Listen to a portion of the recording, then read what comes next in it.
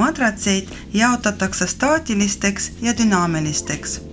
Staatiline standardmadrats on tavaline siledapinnaline vahtmadrats, peamiselt poroloonsisu ning pealt pestava materjaliga madrats. Alternatiivne staatiline madrats on kuubikakujulisteks sektsioonideks jagatud vahtmadrats või geel, õhk, vesimadrats. Oluline on teada, et ei saa eelistada ühtegi alternatiivset staatilist madratsit teisele. Kui patsient kuulub riskigruppi või tal esinevad lamatised, tuleks staatilisele madratsile eelistada dünaamilist madratsit.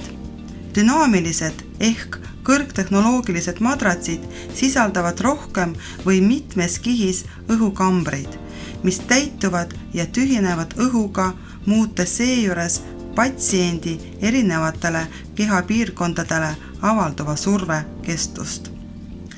Standardmadratsi kasutamisel patsiendi ravis ja hoolduses tuleks muuta patsiendi asendid vähemalt iga 2 tunni järel.